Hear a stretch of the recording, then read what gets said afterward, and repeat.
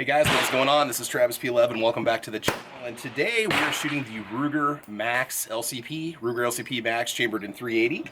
Ammunition for today's test is some Federal Personal Defense punch. And this is 85 grains. And we've also got some PMC Bronze, just some full metal jacket, 90 grain. And what we're going to do is just do some standing accuracy testing just to see out of the box if the gun has any kind of inherent characteristics, talk about the recoil a little bit, the ergonomics, and just kind of go from there. I also brought the Chronograph with me so we can see what kind of velocity you can expect from a 2.75-inch barrel. It's one of those things where it might perform the same as what you see on the box, or maybe underperform it or outperform it. We don't know. So it's going to be interesting to see what we deliver from there. And I think we'll go ahead and get started. So again, the LCP Max, you have a 2+1 capacity when you're running it. I've seen a lot of good things about the pistol so far. I do like the tiny form factor. It really, my P365 does dwarf this thing. I mean, this is like maybe 2/3 the size of that. Granted, it's 380 versus 9mm, apples to oranges comparison. And it does come with a cool little pocket holster that you can use too. So let's go ahead and just take some shots and we'll measure the groups and see what we came out with. And we will go from there.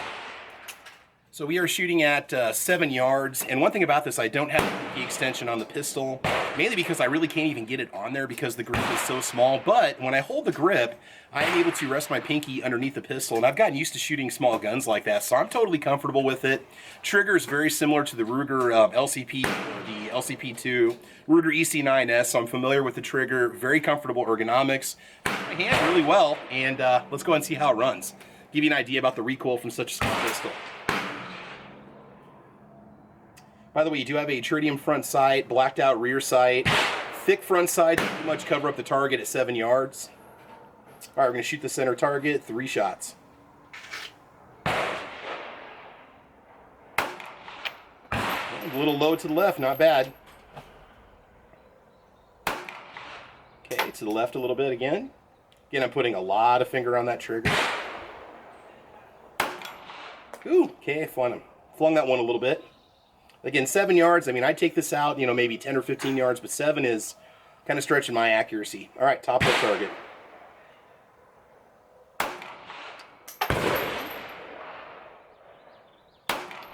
Really have to hold it steady here. I can't even tell if I'm hitting the target, to be honest with you. Looks like it. All right, and we'll shoot the top right target. Does kick pretty good in my hands, does jump pretty good, recoil, not uncomfortable, but you can really feel it.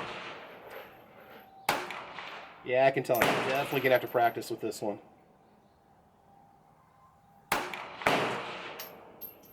Alright, so 9 shots, no problems, no issues, no misfeeds, no jams, and let's go ahead and do the 6 rounds of PMC Bronze, and then we will go ahead and do some chronograph testing and see what kind of velocity you can expect. All right, here we go. Again, 90 grains, maybe going to soften up just a little tiny bit. I have no trouble getting a good thumbs forward, aggressive grip on the pistol. Bottom left target, here we go. A little bit snappier. Definitely a little bit less recoil. And now we'll go with the bottom right target. Now, if I'm not getting it on the paper, I'm just off to the side of the paper. It's going to put me within about 2 inches of my aiming position.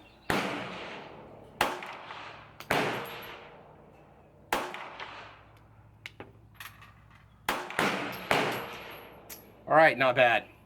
Okay, let's go ahead and run that through the chronograph, and then we'll come back and take a look at the targets, and we'll go from there.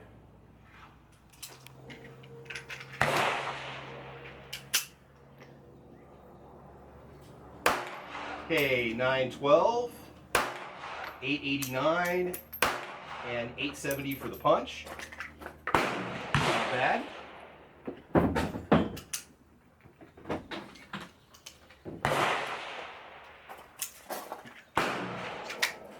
All right, PMC Bronze, here we go. 854, 877, and 857. So with both types of ammo, it looks like we lost about 100 feet per second in velocity, which, considering you're cutting an inch off the barrel length, I think that's acceptable. Definitely going to be a little bit of energy loss there. All right, we'll go ahead and take a look at our groups and then bring it back for a few final words. Okay, so we are home. We got the calipers out. We went ahead and measured everything, and I learned quite a bit from just checking out my shots. So shots 1, 2, and 3, the group was 3.468 inches at 7 yards. you know, I mean, we're pushing 2 to 3 inches to the left of center on the bulk of these shots. So that tells me that either A, I need to shoot and practice a lot more and get this gun dialed in, or B, I need to drift the sights a little bit, all right? So that's 1, 2, and 3 shots. 4, 5, and 6 were a tight group, but they were about 2 inches off to the left, off of the paper. That's part of the problem with having these small targets, is if you're more than, say, 1.5 inches off of your bullseye, and if you watch the video, you can see where I hit the board just off to the left a little bit. They're about 2 inches off to the left. It was a nice compact group, though. And then shots 7, 8, and 9, again, this is with the Federal Punch. 3.158 inches, you know, I had a shot here, but then we're pushing it, you know, almost 3, 4 inches off to the left of my aiming point. So again, I'm going to definitely check out those rear sights, maybe drift them just a little tiny bit. We go down to the Blazer, shots 1, 2, and 3. One shot was here, and I think the other two, like one was off to the left, one was off to the right a little bit. It was kind of over here, so I'm really not going to count that group at all. But again, the ammo did cycle flawlessly, which is what's most important.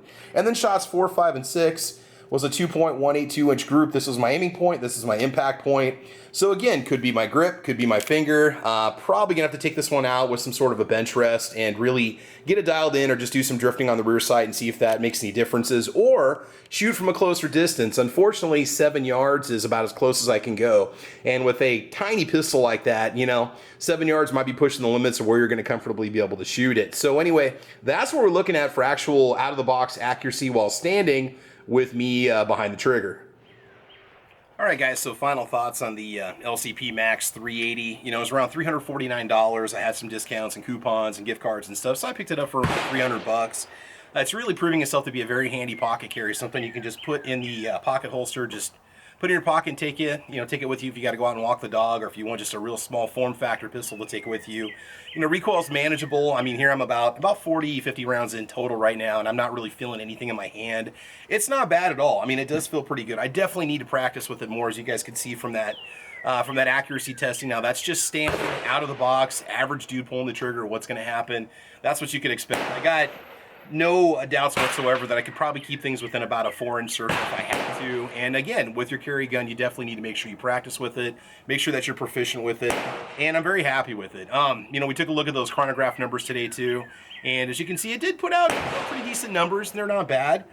You know, you do lose a little bit of energy and velocity when you cut an inch off that barrel, but it was interesting to see just what it does compared with what the box says, tested under different conditions. So anyway, guys, this is Travis P11. Thanks for joining us today from the range. We had a great time. Make sure you like and subscribe. Check out Caliber Corner, a little podcast that we do on Thursdays at 6 p.m. Central Time.